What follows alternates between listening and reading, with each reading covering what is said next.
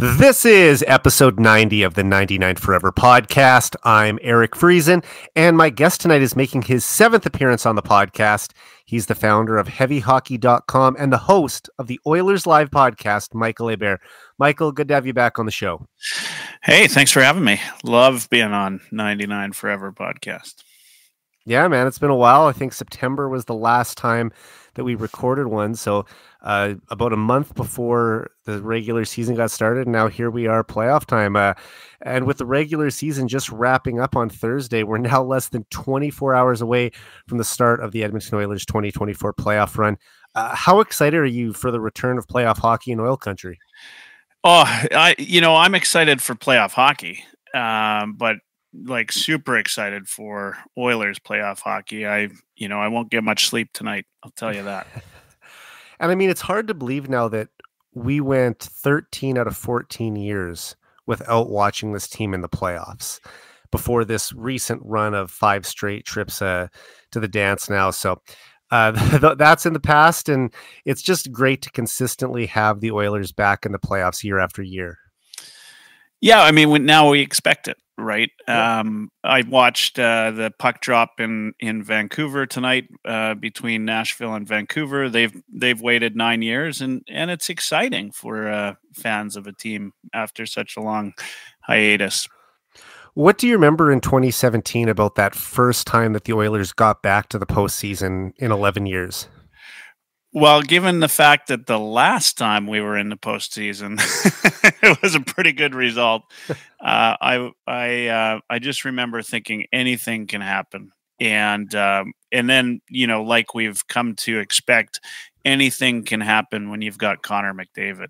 Yeah. So that's how I felt in 2017, and it was amazing. The playoffs were amazing that year, and it just felt good to be back. Yeah, a lot of cool moments. I think everyone remembers the David Desharnais goal in Game 5 against the Sharks. A huge goal, probably the biggest goal scored since the 06 Cup run. And Leon Draisaitl actually outscored McDavid during that playoff run. He really took the next step as a player in his evolution that year, because McDavid had already won a scoring title that season, had been the 100-point player, and Draisaitl had a really good year too with 77 points. But I feel like it was during those 2017 playoffs when he reached that next level as a superstar in the league. I think it was when I realized just how gritty a player Draisaitl is, and upped my respect for him as a clutch performer. He was amazing those playoffs, and it's tough to say when you've got McDavid in your lineup, but he was certainly. It could have been he was the best player or McDavid was the best player. It would have been a toss-up for either. And they were 1 goal away from going to the conference final that spring.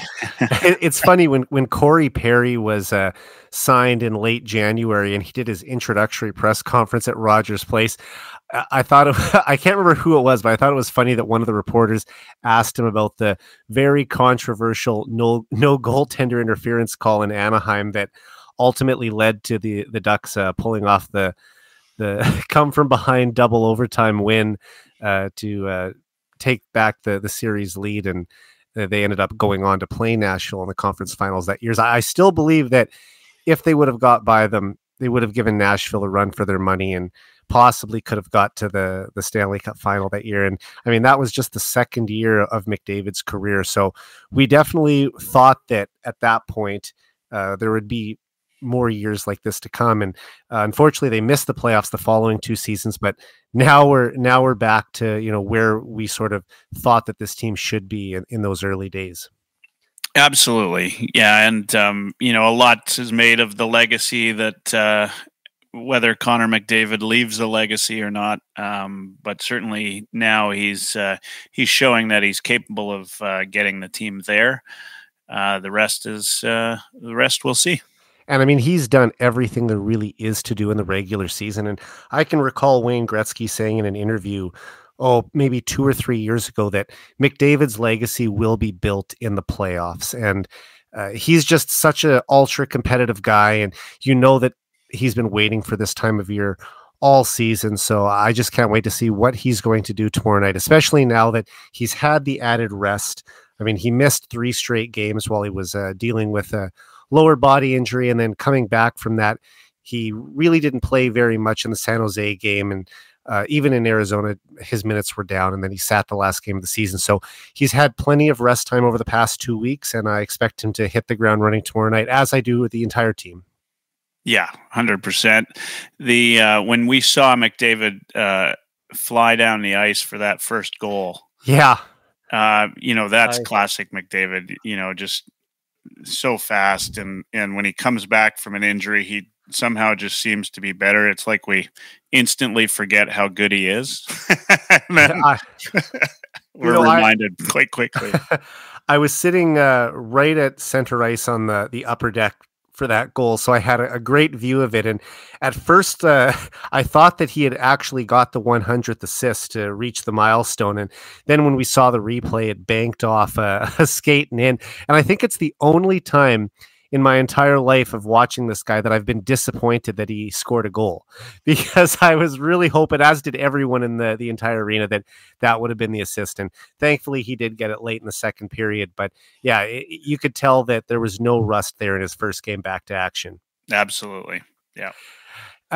And, like I said, as the regular season was as great as it was, the Oilers players and fans have anxiously been waiting for the regular season to end for the past 2 weeks and for the playoffs to get going here. And tonight we're going to be previewing their first round series against the Los Angeles Kings.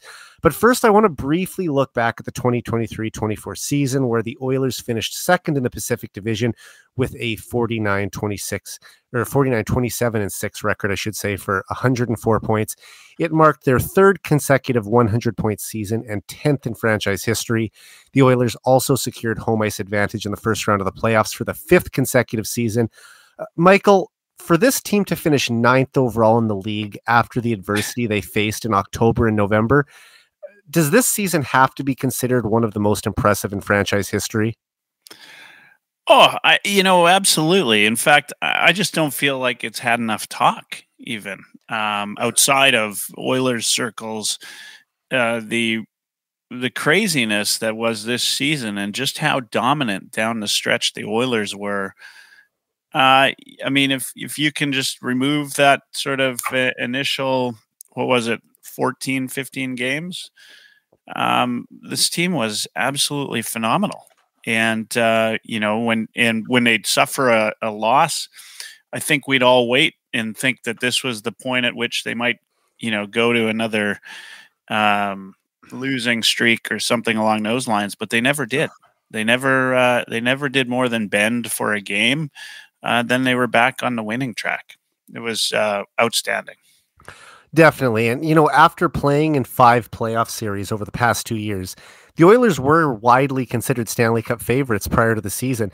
And it wasn't just pundits from in Edmonton saying it.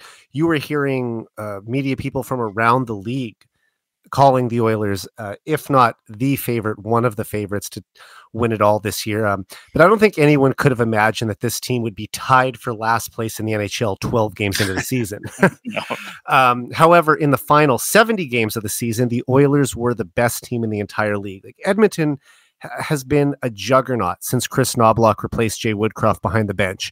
Since November 11th, the Oilers ranked first in the NHL in wins, first in points, first in goal differential, second in goals for, sixth in goals against, third on the power play, and seventh on the penalty kill.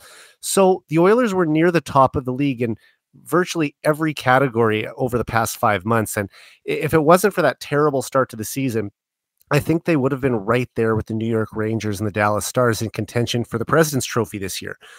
Moreover, when you factor in that this team had a historic 16-game winning streak, as well as another 8-game winning streak prior to that, they also had just 5 regulation losses at home after the coaching change in November. So I think this season was undoubtedly one of the most impressive in franchise history, and likely their best regular season since the 80s and early 90s dynasty.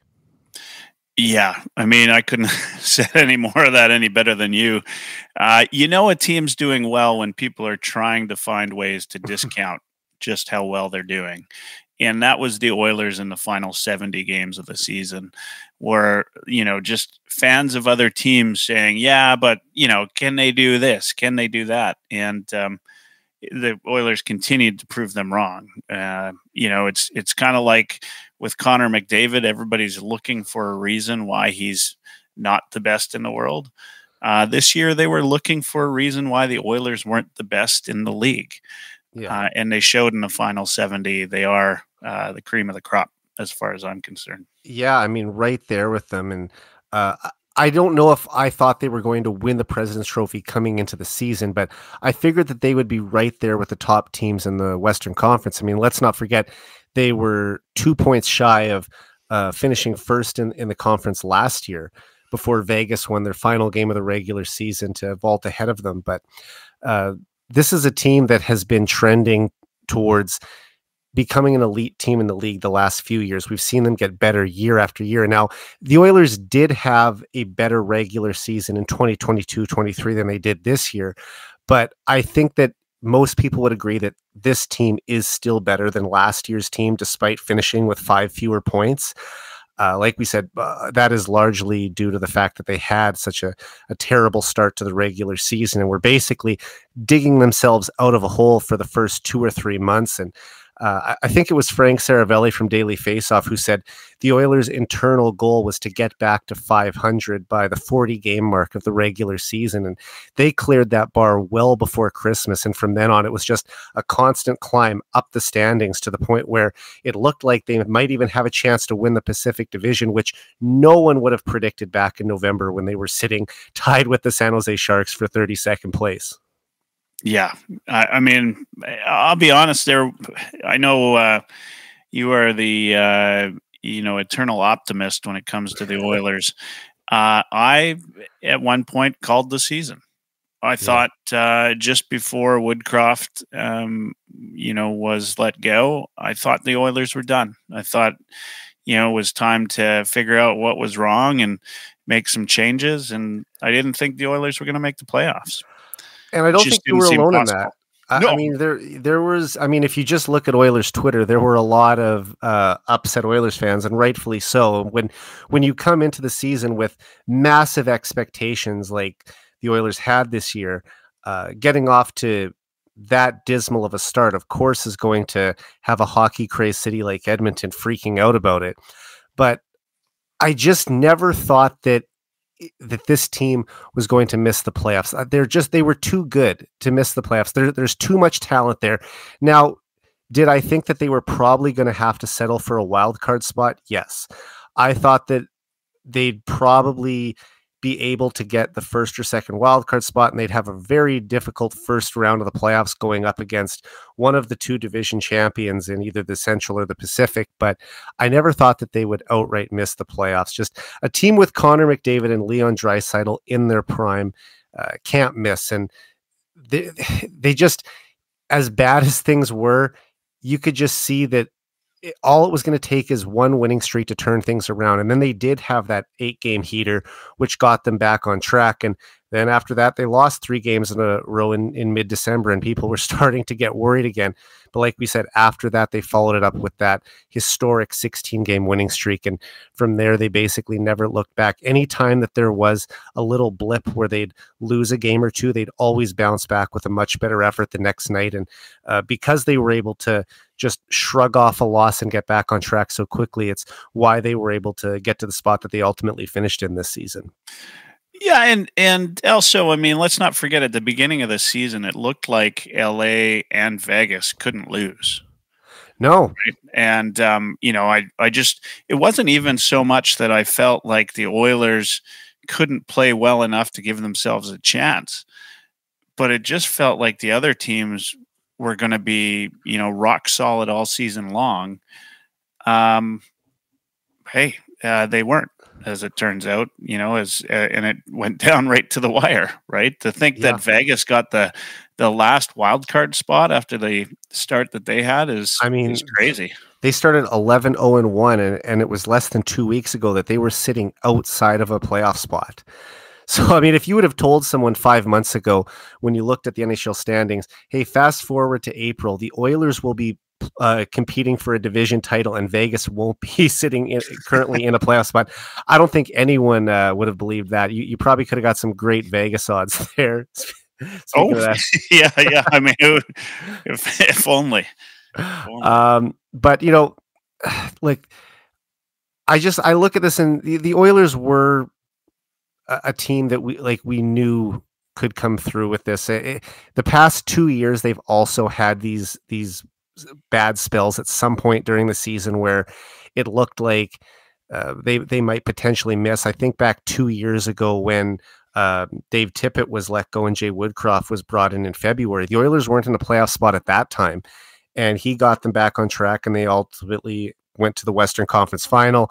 And then last year, it was in early January. The Oilers had a terrible game against the LA Kings on the road, and that was sort of a turning point for them because they were just clinging to a wild card spot at that time. And I believe they only had 5 regulation losses in the final 39 games of the season, and that ultimately got them back to second place in the Pacific. So even though they might be in these tough spots where it looks like things are going to collapse, and this could be the end of the McDavid era because they're they're not going to live up to expectations.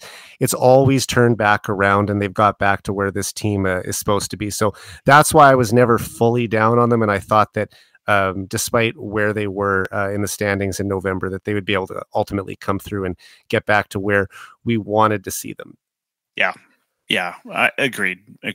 And I mean, as I said, I did write them off, but am I 100% surprised? No. I mean, No. If any team could do it, it's a team led by Connor McDavid and Leon Draisaitl, and they got it done.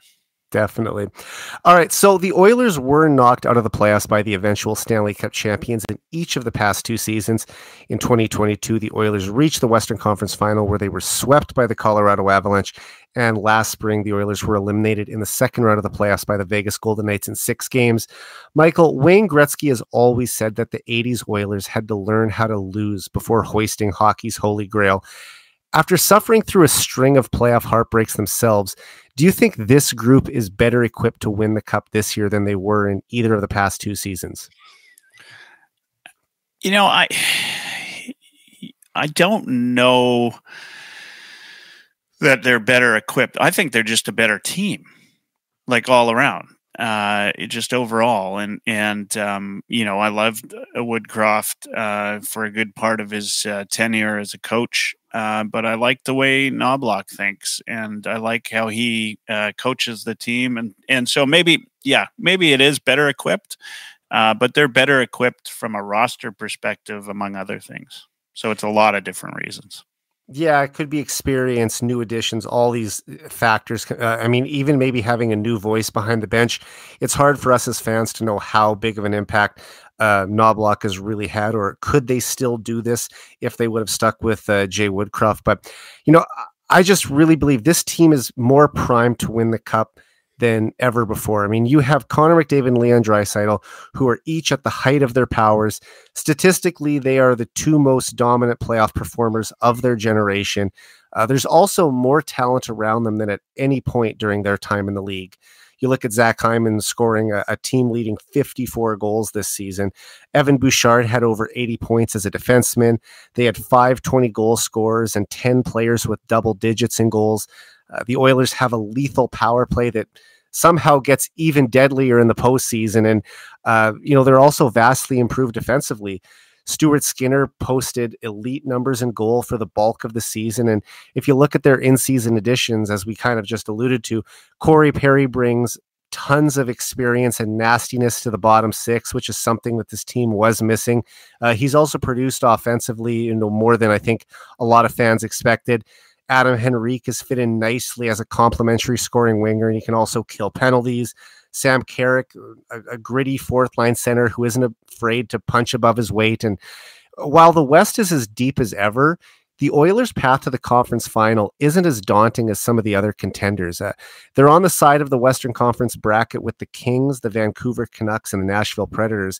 And I like the Oilers' chances to beat whichever of these 2 teams they end up facing. And if they run into the Dallas Stars or the Colorado Avalanche or the Winnipeg Jets in the Final Four, that team will almost certainly have endured some tougher playoff series than the Oilers will have played.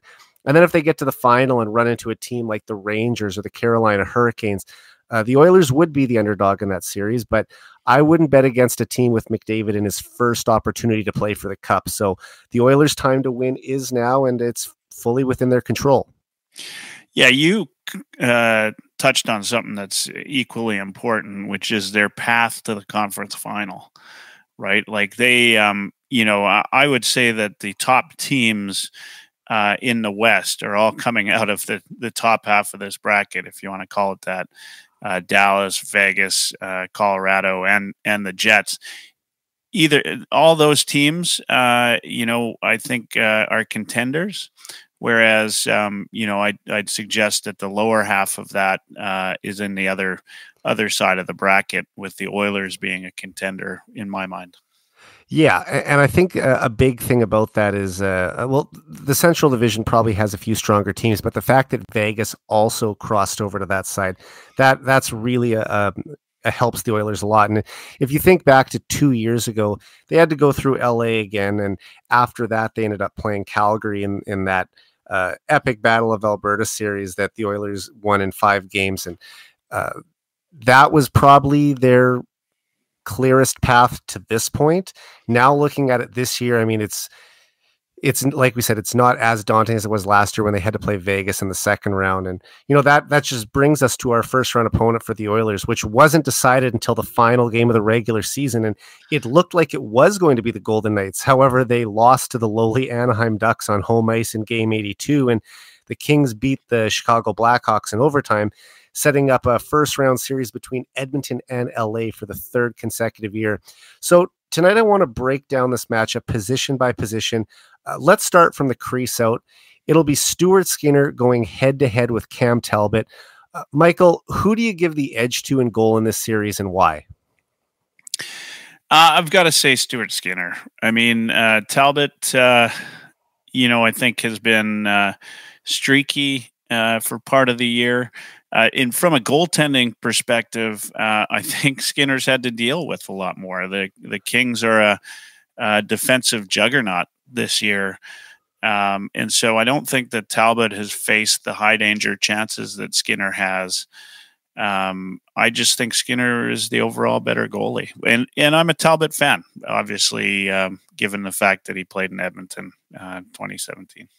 Yeah, I think that there's still a lot of Oilers fans that have a soft spot for Cam Talbot. This is a guy who came in 2015. The Oilers needed a goalie to start the Connor McDavid era, and that was a sort of Glenn Sather's last move with the Rangers before stepping aside, was trading him to his old club where he had so much success with the Oilers back in the 1980s, dealing him to then Oilers GM Peter Chiarelli. And Cam Talbot was ready at that point to step into a starter's role. He had been backing up Henrik Lundqvist with the Rangers. And, I still have to say, though, I think Skinner is the clear-cut best goalie in the series. I mean, he was one of many players on the Oilers that had a rough start to the season, but he got back on track around American Thanksgiving and posted a sparkling 32-9-4 record with a .916 save percentage in his final 46 games. And that's a large enough sample size for me to be confident in him between the pipes going into the playoffs.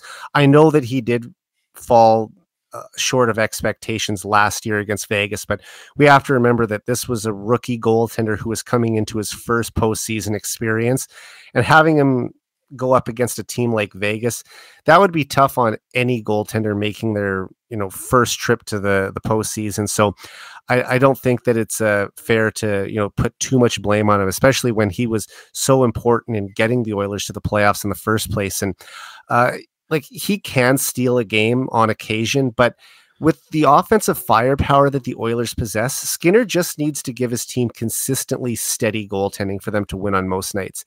He also stopped 69 of 72 shots in his last 2 games against the Kings, which is another encouraging stat going into the series. And at the other end of the ice, Talbot is a goalie this team knows well. I just talked about how he came into the team right at the beginning of the McDavid era and played with them until January of 2019 when he was dealt to the Flyers. But Talbot's season was basically the reverse of Skinner. I mean, he was playing lights out through the first 2 months of the season, but since Christmas, he had a sub 500 record and his save percentage dropped from 925 to 904.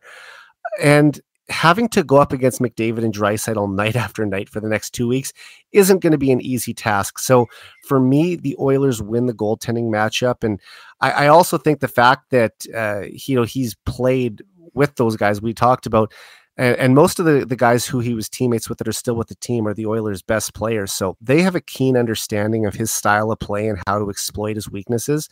Yep. So yeah, I'll say that it's pretty cut and dry for me that the Oilers win the goaltending matchup in this series. Yeah, and I mean, you touched on it. Skinner, he went in as a rookie last year. He was put in a tough spot. This is not the same Skinner from last year. And while the defense hasn't changed much in its appearance, I think they've changed a ton in how they play. Yeah. And so, he's going to get a little bit more support, hopefully a lot more in terms of the defensive play of the Oilers as well. And I think this Ekholm Bouchard pairing has really, come a long way this year. Desharnais as well. He had some lapses last year at key times that put Skinner in a bad spot. I think that's going to change as well. So different team in front of him means different player. I just think that, goaltending wise, 100%. I don't think Talbot compares to the skill level that Skinner does. And given the difference in the Oilers this year, I think they'll have the goaltending advantage. And that sort of leads into my next question now, Michael. How do you think the Oilers' blue line compares to the Kings? Well, I mean, the Kings were defensive juggernauts this year. Like they, they're just solid up and down all three pairings. And, it's not the defensive lines, just like these teams, can't be compared in the same sort of way. They play differently, right? And, there's no Bouchard on the Kings, right? There's no Ekholm on the Kings. Doughty is still going strong. Gavrikov is solid. Matt Roy, very solid defense on the Kings, but the Oilers give you a little bit more dynamic pairings than you'll see on the Kings defense for sure. Yeah, I look at these two blue lines, and I saw the lines that both teams' media guys were tweeting out from their respective practices today. And when you compare them head to head, the Oilers might not have the deepest defensive core in the league, but I think that they can still match up pretty well against the Kings. And as I mentioned earlier, this team has improved its defensive play, at least its team defense, for most of the season. And Knobloch really cleaned up a lot of their defensive schemes since taking over behind the bench. I think that Mark Stewart and Paul Coffey also deserve a lot of credit for the team's improved defensive play too. You look, Stewart's had a big impact on the penalty kill, and Coffey has been pushing the defenders to get the puck up the ice to the forwards quicker. And Edmonton's top pairing of Ekholm and Bouchard, who you just mentioned, that pairing is among the best in the entire league. Bouchard finished fourth in league scoring by a defenseman this season with 82 points. And Ekholm is also an excellent all-around defenseman, posting a team-leading plus 44 rating. The pairing of Nurse and Ceci has struggled in the playoffs the past 2 years, especially against elite forwards off the rush. I think Nurse is a much better player than he gets credit for, though, and I'm always a big Nurse defender. But he and Ceci do get outscored more often than not together, and that could be a major hurdle to overcome if the Oilers do go on a deep playoff run this year. I think we will probably see Troy Stecher slot in alongside Nurse at some point during the playoffs. Ken Holland didn't pick him up to have him sit in the press box for the entire playoff run. I'm confident that he's going to get in there at some point, and in the few viewings that we had of those two together, I actually liked them as a pairing. So I'd be interested to see that again, especially when they get into some series against teams with some really quick attacking forwards. And then you've got the Kulak and Desharnais third pairing, and I think they're really solid. They complement each other well, and they've also seen increased minutes against elite competition as of late too. Yeah, Desharnais is heads and tails a different defenseman than he was last year, and I think when it comes to Nurse, and I've commented on this multiple times throughout the season, is he's just making better decisions this year, and it's because there's a reduced requirement from him to be the all-star defenseman and do everything on this team. Now that Ekholm and Bouchard have kind of taken the reins as our top D pairing, I think it takes a ton of pressure off a Nurse just to do the right things and not try to be everything to the team. And he's responded well. I've loved his game this year. I can't say that there's been a night or many nights where I've been upset with the way Nurse played.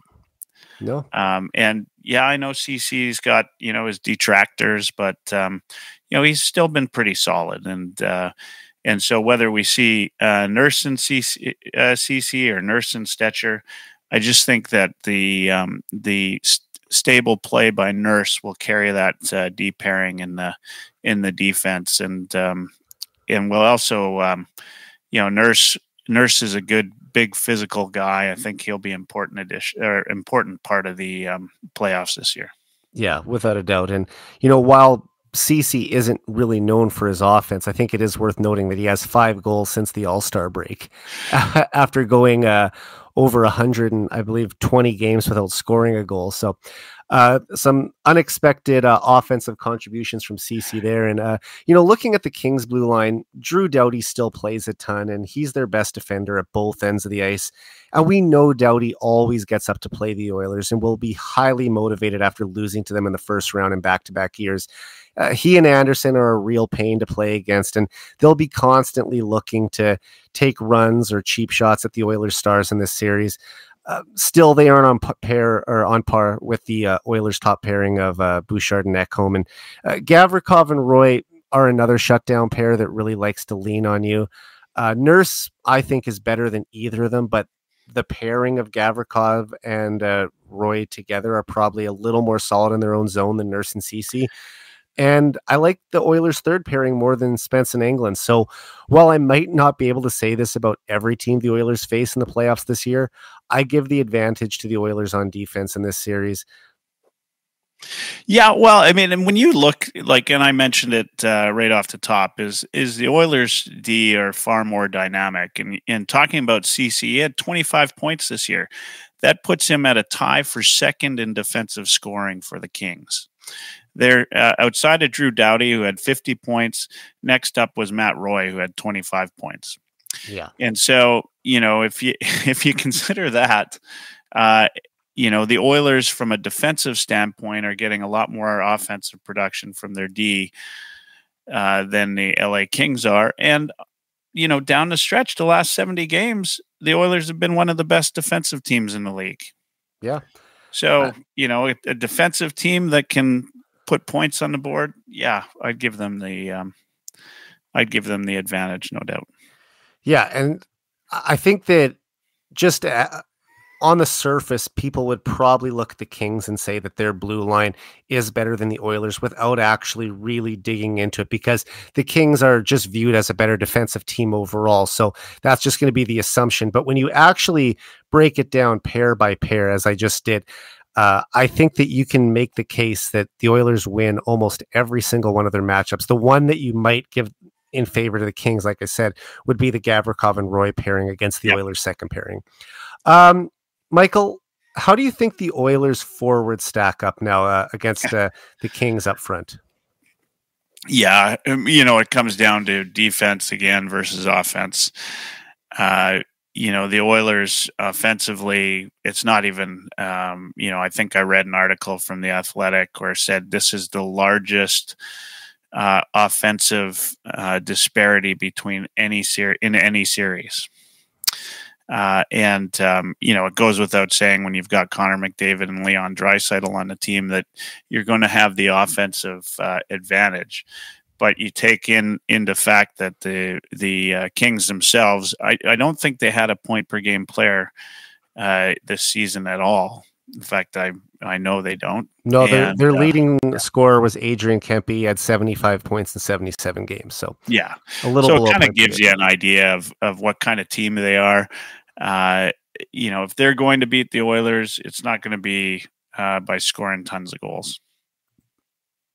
Yeah, I try to look at these two rosters, and this is probably where I think the Oilers have the biggest advantage in the series. And I'll give the Kings credit here because they do have some offensively gifted forwards, but the Oilers' high-end players are far superior to the Kings' top players. And that's probably been the biggest reason why the Oilers have won the head-to-head matchups the past 2 years. LA simply can't match the all-world talent of McDavid and Draisaitl. The dynamic duo have combined for 44 points in 13 playoff games against the Kings over the past 2 seasons. And there's no reason to think that they won't put up the same numbers or better this year. The Kings have 5 20-goal scorers. Well, so do the Oilers, except their 3 top scorers all had more goals than the Kings team leader. And, when I'm looking at the lines that Stauffer put out today, I would personally like to see Nugent Hopkins back on the first line with McDavid and Hyman, because that was the best line in the league all season. But having Henrique on there works too, because he has a similar skill set to Nugent Hopkins, so he's fine on the top line. It also allows Knobloch to reunite Nugent Hopkins with Draisaitl, and then you can have Fogle, who had a career year, on the right side there. So that gives the Oilers 2 potent first lines with elite centers. And when you can round out the top 9 with 3 big bodies like Holloway, McLeod, and Perry, 2 of which can really fly, it's going to be extremely difficult for the Kings to shut down the Oilers, especially if they get into penalty trouble. So I think top to bottom, the Oilers are the better team, and this has the potential to be a short series. Well, and we, keep mentioning his name, but this is playoff Perry. We're about to see. We started seeing a little bit of how he got under people's skin, last little bit of the season. But he's a different player come playoffs. Oh, yeah. And I think, he's a difference maker. I don't know if he's my X factor. We'll get to that. But he certainly, he makes a change, and his veteran leadership in that room is only going to help this team move forward. So, there's a lot of reasons to be excited about this forward squad versus the Kings forward squad. And I don't, it's not close. There's no comparison.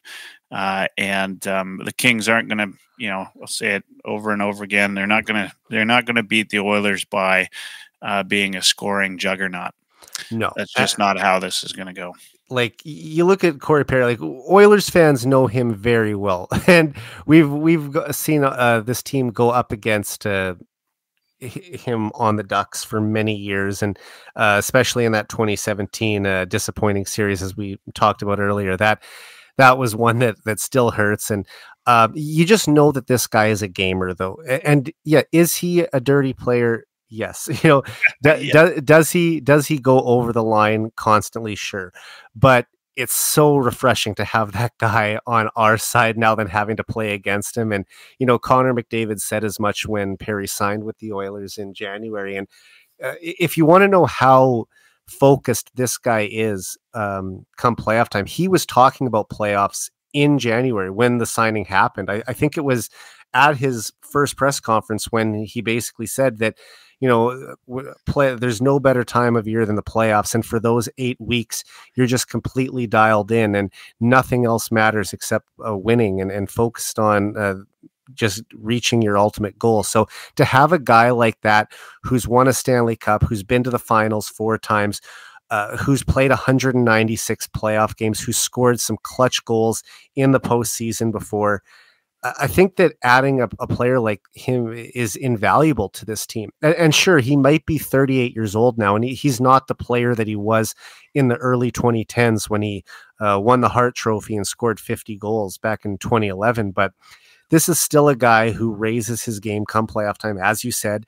And whether he's playing on the first line or the third line, or whether he's on the power play, or if he doesn't get any opportunities on the man advantage, you know that he's going to make the most of every opportunity he gets on the ice because he's just such a winner. He's such a competitor, and he just is going to give you everything he has. And I don't think you can have enough guys like that on your team.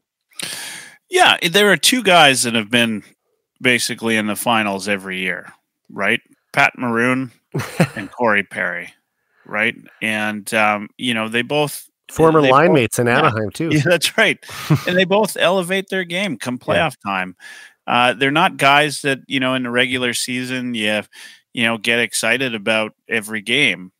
But look at Pat Maroon in the Boston game against Toronto. Say what you want about Pat Maroon, but good teams want him. Exactly. So, Yeah, and those kind of players, they know what they need to do, and they're not out there to be a point a game guy come playoff time, but they're out there to make a difference, be a difference on the bench, make the hits when they need to make the hits, get in guys' face when they need to get in their face. This year, one of the great things I think about the Oilers is Leon Draisaitl has started to be that guy. Well, he was that guy, actually. He has some snarl. 2017. He's got that snarl. Yeah. And Evander Kane, who, while he's questionable for game one, I think he'll be in. He's another guy that, ups that level. And at the start, at least, it looks like all three of them will be playing different lines. That's a lot of people in your face if you're the LA Kings. And if you ever want to load up a third or fourth line with Kane and Perry on it, I mean, that can give the opposition a ton of fits, because whether they're scoring goals or banging bodies or just kind of doing some dirty stuff when the ref isn't looking, they're going to find a way to make the most of their shifts. And when you play teams like LA or Vegas who have a lot of rats, you got to have a few guys who can be dirtbags themselves, and Corey Perry is not afraid to do dirtbag behavior out there. Absolutely, yeah, and come playoff time, that's important, and something that the Oilers had last year with Evander Kane, and it led to some success. And even back in the 1980s, the Oilers had plenty of guys. Ken Linseman's nickname was the Rat. Yeah, and they often are remembered for their great offensive exploits, and they should, because they're the most dominant scoring team of all time. But I think a lot of people forget, aside from being the best offensive team ever, they were also the toughest team of that era in the 1980s as well, and that they couldn't be intimidated. So other teams would come in there and have to worry about, we're either going to get beat on the scoreboard or get beat up in a fight. So and I remember in the 1987 Boys on the Bus documentary, Glenn Sather saying, "I'd rather have a jerk play for me than a wimp." And if you had to pick which categories some of the players that you just listed there would fall under, I mean, it would be the jerk category. But at this time of year, when the physicality and the stick work and everything ratchets up so much because the intensity of the games, it's nice to have a few guys like that on your side. 100%. And we've got some guys that can do that and score at the same time. So, yeah, I love the way the Oilers are positioned to play that style of game this season. And, one thing you talked about there, Michael, is that for the Kings to have success in the series, they can't play the run and gun style that the Oilers play. They play that suffocating, boring 1-3-1 trap system. They're a counterattack team that likes to wait for a team to make a mistake, and then they capitalize on it.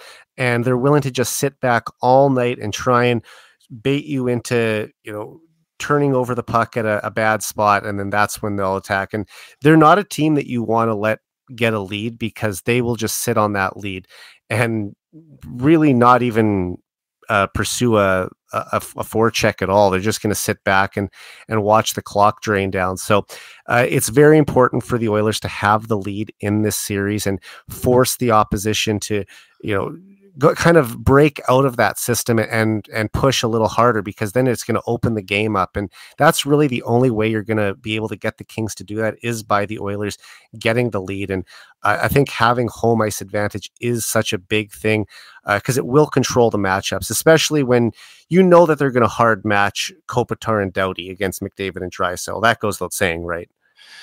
Oh, yeah, absolutely. But, obviously McDavid's one of those guys like Gretzky, like the greats, that you can match all you want. You can shadow him all night, but he's still going to get his cookies. Like, there's still going to, maybe you limit him to 2 points that game instead of 3. But, he's one of those guys where you can't stop him. You can only hope to contain him. Exactly. And I think, what the interesting thing about this series is, I think the Kings are a better team than they were last year. But the Oilers are just a little bit better even than that. No, I see. Like I disagree with you there. Oh, yeah. Now, I'll say it's like the Kings basically traded away their entire third line last year to bring in Pierre-Luc Dubois. Yeah, and I thought was a mistake. And the 3 players that went off to Winnipeg, I think, are a big reason why the Kings were so effective against the Oilers last year. All 3 of them have those pest tendencies, and are guys who can chip in a little bit. Especially Velarde, who, now that he's in Winnipeg, has started to realize his offensive potential, because he's been moved up the lineup where he was sort of held back from kind of cracking the top 6 in LA. But we've really seen him take off with the Jets. And I look at it last year, that, like I said, that third line was a really tough line for the Oilers to play against. And especially, I think, in game 3, the one where there was the controversial high stick that led to, a lot of controversy about should it have been reviewed or not in overtime. But I'll say, bringing in Pierre-Luc Dubois on paper seemed like a move that would make the Kings a tougher team to play against. They thought by having Dubois, Kopitar, and Deneau down the middle would be a really tough matchup going up against McDavid and Draisaitl. They had to do something to try and shift the momentum in that series, because the Oilers aren't going away. I recall Todd McClellan saying that in his postseason exit interview last year after the Kings were eliminated, that they had to change something because what they were doing against the Oilers wasn't working. And this was a bold move by Kings GM Rob Blake, who thought, we're going to bring in the big name player, sign him to that 8-year, $8.5 million deal. And, they had to give up some valuable pieces. And Dubois has not lived up to expectations this year. He had a 16-goal season, I believe, 46 points. And when you're paying a guy $8.5 million, and one of the only players that's minus on the Kings roster, and that's just not good enough. Now, this is year 1 of 8, and he's still only in his mid-20s, so he could turn things around. But for right now, he was probably one of the biggest underachievers in the league, right up there with Jonathan Huberdeau in Calgary. Arguably 2 of the worst contracts in the league. So I think that the Kings actually have taken a step back from where they were a year ago. You can argue who was better in goal between Korpisalo, who obviously left and signed that long-term deal in Ottawa, and bringing in Cam Talbot, who went from Ottawa to the Kings. Like, both teams just kind of switched goalies. But I think that that was a factor for him, that third line with Kupari and Velarde and Iafallo, who, it was a real pain to play against. So I'm not actually as worried going into the playoffs playing the Kings this year as I was last year. Not that I was ever overly concerned. I thought the Oilers were going to win all 3 series, but just looking at knowing the type of style that those guys played, and that the Oilers won't have to go up against them this year, I think it will be an even easier matchup than they've played the past 2 seasons. I did think it was a huge loss for the Kings. Velarde, when he came in, he made a big difference in the series against Edmonton. He's a heart and soul player, the kind of guy that lifts a team up. And it's no surprise he's doing. I'm not surprised at all. He's doing well in Winnipeg. In Yeah, I fact, think he was I like a said 13th early overall on. pick or something like that. So, Yeah, the expectations were that he was going to become a 25 plus goal scorer. He just never had the opportunity in LA, and now he's thriving in Winnipeg. And I have a friend that's a big Jets fan, and I told him I'd much rather Iafallo be a jerk playing for your team in the Central Division than being a jerk playing against my guys in the absolutely. Pacific. So Yeah, yeah, I think, I mean, look, every year the Oilers and Kings have played, they've been separated by 5 points. 2 years ago, the Oilers finished with 104 and the Kings had 99, which is the exact same number they finished with this year. And last year, the Oilers had 109 and the Kings had 104. So you could say, just by looking at the straight numbers, it's maintained at the same pace all 3 years. But I just feel like if you really just go beyond the wins and losses, you can see that this Oilers team is stronger than at any point in the McDavid era. Whereas I think that if you look at the Kings, they've probably taken at least a slight step back from where they were last season. see, and I still disagree. I think the Kings are a better team than they were last year. I Okay. just think that the Oilers are better suited to play this version of the Kings. Mm-hmm. It's I just, when I look at the Kings from a defensive standpoint, they're one of the top teams in the league. But the challenge that they're going to have is the Oilers are one of the offensive juggernauts of the league, and they're playing against a guy in Knobloch as a coach that's been able to find the lines that work for this team at the right time. He's he's been good at keeping McDavid and Draisaitl apart until it's necessary to put them together. And I find that having guys like McDavid and Draisaitl where they're at the top of their career, it doesn't matter how good of a defensive team you are, right? Those guys, those types of players are going to get points, and so there's just it doesn't matter how good LA is defensively. They could be good defensively. They could match up really well against any other team, I think. But the Oilers I mean, they've owned have the Canucks everything this that, season. yeah, And they can't solve the Oilers. I mean, the Oilers won 3 out of 4 games against the Kings this year, and the one game they did win was a 4-0 game. And I didn't think the Oilers played particularly well that night. That was a game back in February, but I think back to December they were down 2-0 to the Kings, scored 2 goals to tie it, and then ended up winning it in the shootout with Derek Ryan getting the shootout winner. And then they've played 2 games on home ice against the Kings within the past month, won both of those games. I was out one of them in late February. So I guess it'd be more like about a month and a half. But still, this is a team that's shown that they know how to beat the Kings. And I don't know how much stock you want to put into what happened in the regular season, but I think we can put stock into what's happened in the playoffs the last 2 years. Yeah. And the Oilers have an 8-5 record against the Kings in the playoffs in those years. Well, and they're not. I mean, the Oilers are not a 7-6 team anymore. They're like they don't need to outscore their defensive errors every game. They're better defensively than they've been the last few years. And you've seen the top players step up defensively too. Absolutely. I mean, I think that McDavid's defensive game has been it's been steadily improving over the last few years, but this year was probably one of his best. Now, I'm not saying he's a Selke Trophy candidate or anything. I don't think he's ever going to be Patrice Bergeron, but for a player of his ilk to even increase your defensive responsibility a little bit makes you so much more valuable, because he's fast enough that he can skate back and strip a player from a puck and quickly turn it into an offensive chance the other way. So sometimes just by being even slightly more committed on the other side of the puck can lead to more scoring chances too. Yeah, absolutely. And this team has just continued to do different things throughout the last 5-6 years. Connor McDavid seemingly, while people don't give him enough credit for it, maybe they do, but he reinvents himself every year based on what the team needs. Yeah. This year he's gone out and he's in the top 5 and hitters on the team, including defensemen. Right. Yeah. And this is a guy that got 132 points. He's not a small guy, and I think that's something that a lot of people forget. Like McDavid is 6'1" and 193 pounds. Now he's not a giant by any means, but that's still a solid frame. Absolutely, yeah, and I think DeBrusque has commented on it a ton. Like when he hits you, he hits hard, Yeah, right? And people don't.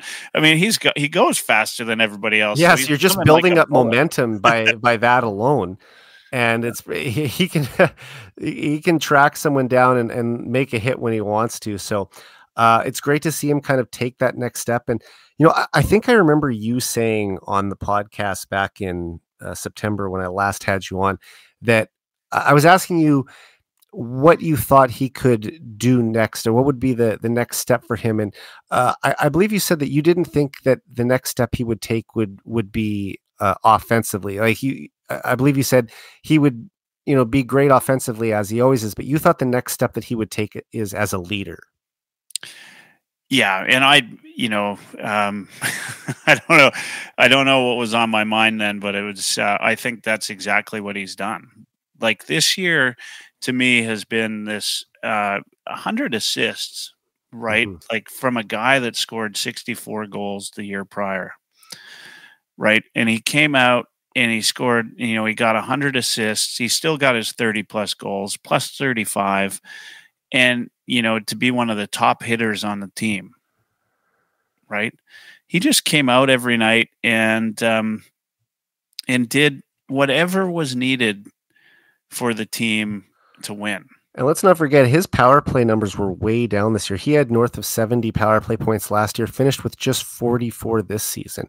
So he was getting it done at even strength too. And it makes you think if the Oilers power play can even click a little more, like last year they had their historic 31.4% on the power play, I believe. And then this year it dropped to 26.5, which was fourth in the NHL. I mean, still elite, but not the NHL record setting. If they can get back to where their power play was a year ago, because when they played the Kings in the first round in 2023, their power play was clicking at over 50% in that series. So it doesn't have to be at that level, but if it's even back in the 30s, then you really have to watch out, because they can get it done at even strength. And if they can make that power play just get even a little bit better to being back to where we've seen it in the past, then the Kings are going to be in big trouble. Absolutely. Let's move on now. All right. So it goes without saying that McDavid and Draisaitl are the two most valuable players on the Oilers. I mean, they're two of the best players in the world, and they have the ability to take over a game whenever they step on the ice. But beyond McDavid and Draisaitl, who do you think will be the biggest difference maker for the Oilers in this series? So, there are a few different folks. I mean, there's the obvious Zach Hyman. I mean, he's upped his game to another level even.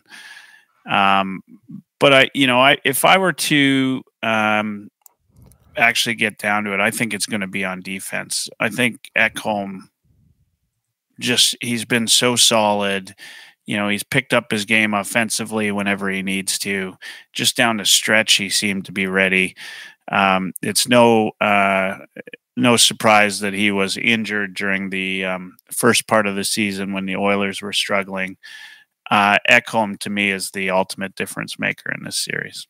Yeah, I think that's a great pick. And I'm tempted to say Stuart Skinner, because you could make the case that your goaltender is often a difference maker when you win. But if he's healthy and he plays, I'm going to go with Evander Kane. This is a guy who led the league in playoff goals 2 years ago and has a unique role on the team as a goal scorer and also an enforcer. He can put the puck in the net on one shift and drop the gloves with the opposition's toughest players on the next shift. And it's rare to have a player like that in today's NHL. He's very much a throwback type of guy. And if the Kings are heavily focused on trying to shut down McDavid and Draisaitl, that could create more offensive opportunities for Kane. And we know that he loves to play the Kings and get under their skin. We've talked about the pests that they have. And, if those guys start taking runs and trying to get the Oilers into retaliating, Kane is someone who you can count on to dish it out too. And he could be a guy that's an annoyance for them and maybe can throw the Kings off their game. And That said, Kane did confirm that he's been playing through a sports hernia all season and might not be ready to play game 1 on Monday, but I hope we'll see him at least at some point in this series.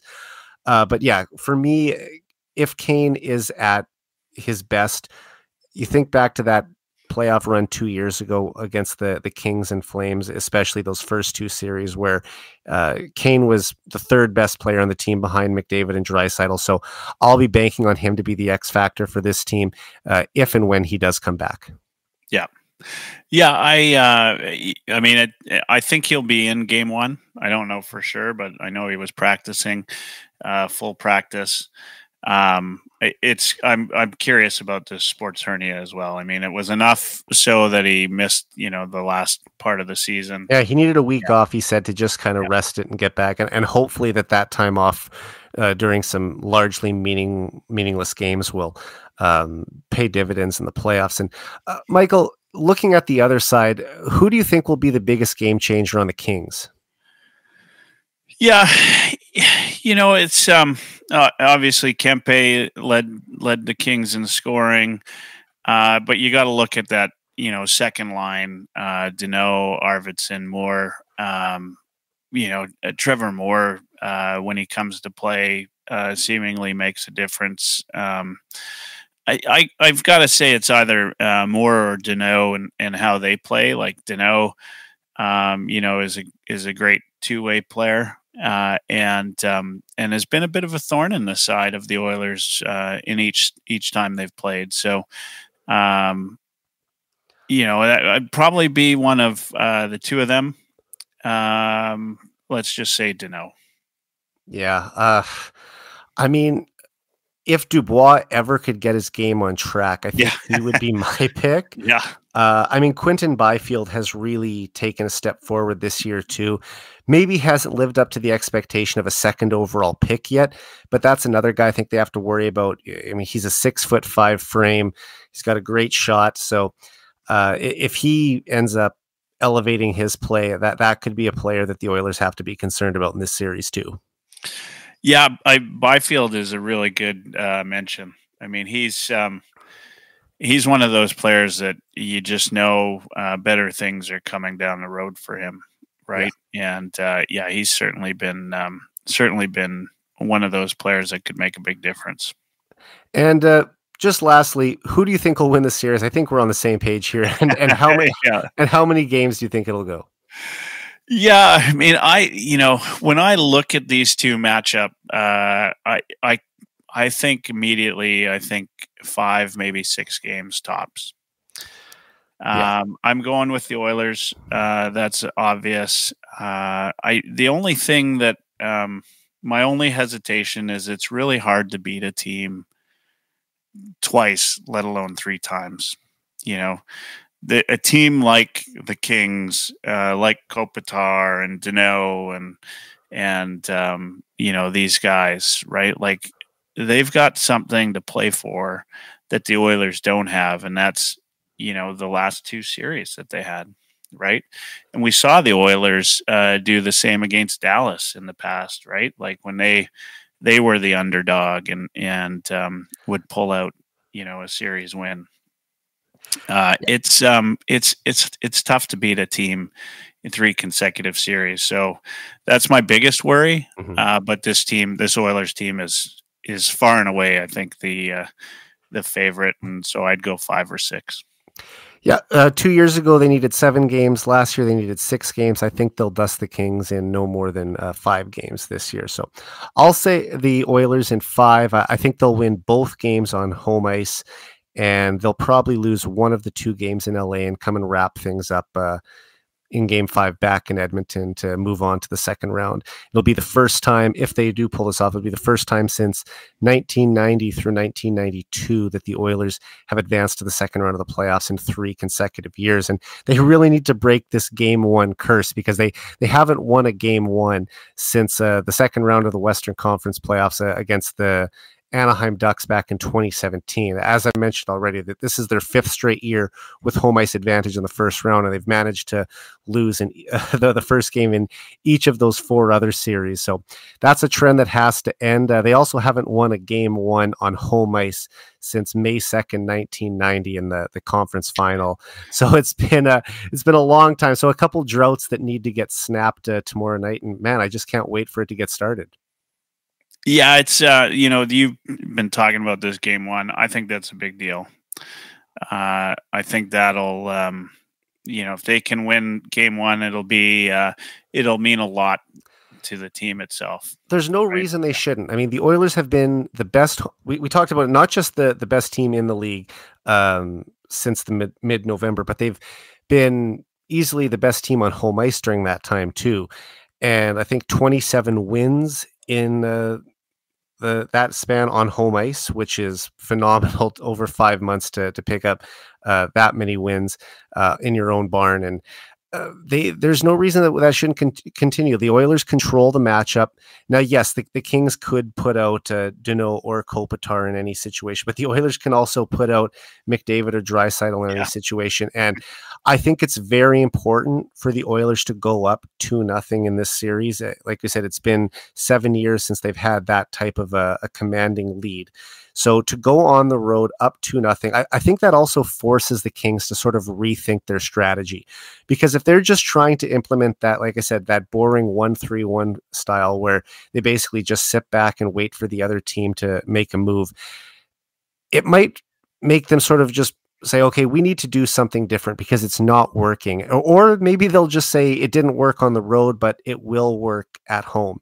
But at some point, the Kings are going to have to win a game in Edmonton to win this series. You can't win when you don't have home ice advantage. You can't win the series unless you at least take one road victory. So I'm hoping that it forces them to sort of trade chances a little more with the Oilers, because we know when other teams decide to play loose with the Oilers, it usually goes in Edmonton's favor because they can't match us when it comes to that sort of pond hockey style. Absolutely. Yeah, I'd love if the Kings decided to go toe-to-toe.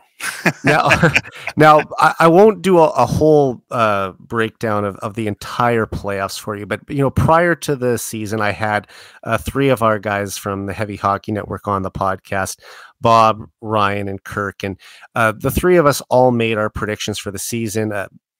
3 of us had the Oilers winning the Stanley Cup. Ryan had the Oilers losing in the Stanley Cup final. So all 4 of us still had them making it right to the end. Just without going through each round, just how far do you think the Oilers will ultimately make it this spring? Yeah, as soon as the bracket came out and the Kings were playing in the other side, I felt pretty good about it. Mm-hmm. I think that the Oilers I think they'll make it to the final. I don't want to say one way or the other, whether they'll win. Not right now. But I think they'll make it to the final this year. And then we're going to have an exciting final. In fact, my pick right now, crazy as it is to see Boston and Edmonton in the final. A rematch of the 1988 and 1990 Stanley Cup finals. That's right. Let's hope that this series goes the way both of those did as well. Coincidentally, a rematch of Maroon versus Perry again. And let's hope that Perry's got the upper hand this time. Yeah. I mean, look, I sort of mentioned this earlier, but I just feel like the first chance that McDavid gets to play in the final, he's not going to let that opportunity slip away. Oh, yeah. We're going to see an even other side of Connor McDavid. We haven't seen his final form yet. Yeah. And I just feel like this is a guy who is so hungry to win. Draisaitl too. And, I know a lot of people say, well, everybody wants to win. And sure. But to reach this level of a player, to get to the heights that those two have reached, they've been special hockey players their entire lives, especially at the NHL level now, where it's highlighted more than anywhere else. And, when you're that dominant of a player, you just want to win. And they know that that's their legacy is not necessarily the scoring titles or the records or the point totals they put up, but the championships at the end of the day.